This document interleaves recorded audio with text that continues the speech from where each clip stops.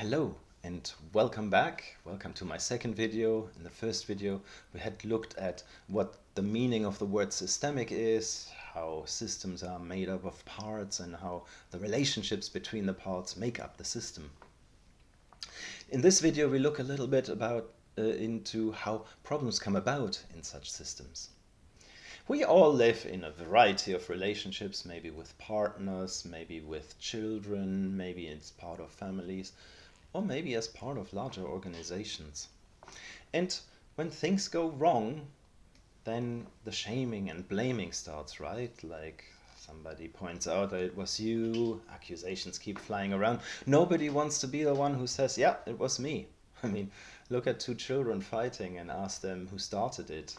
Pew! Always the other one, right? And as adults, we're not any better, I'm afraid. And what then happens is we engage in this kind of balancing act where if I feel that the other person has accused me, maybe I feel they tilt the balance in their favor. They get me to lose the contact with the ground. So in order to balance it out, I might have to do something that makes sense to me. If I feel accused, I might become defensive and maybe counter-accusatory or something like this, saying things like, yeah, but you have done, and so on. So I fire back in order to balance it out, and that maybe brings the balance back. But I suppose if the first person is also not just wanting to accept this kind of blame or shame, they might fire back again, and we're soon off balance again. And if I now try to take the next step, you can see where the journey goes. We fall off the system.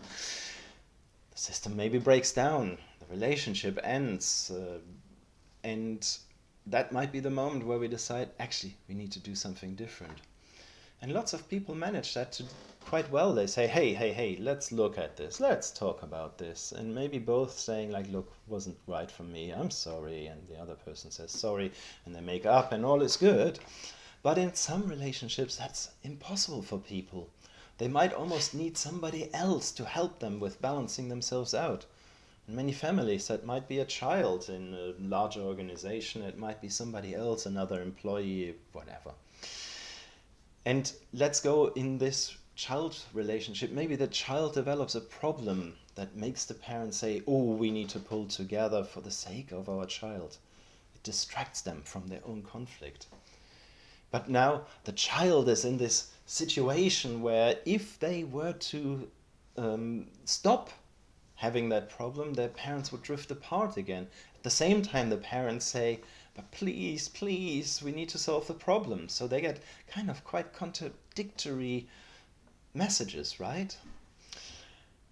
Now, those contradictory messages might be difficult to hold when there's a difference in power. For example, the difference in power between a parent and a child, or the difference in power between a boss and their employee or team member or supervisee, when they receive contradictory instructions. So for example, in an organization, the boss says, please give me feedback, let me know what I could do better. But when the employee does, they get angry. So that's contradictory, right? If you were then to point that out, now that bears its own risk. Maybe the manager gets even more angry. So you cannot express that you're in a contradictory situation. You can maybe also not just easily leave. You cannot just quit your job. You might need it for a living. Now in this case, that was all still in kind of smaller relationship webs. Let's bear in mind that it's usually also much more complex and bigger, for example, with other parts of the organization or the large family, uncles, aunts, grandparents getting involved.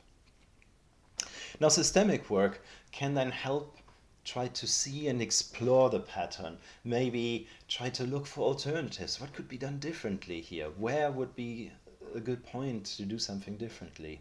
And then it can help, for example, with families to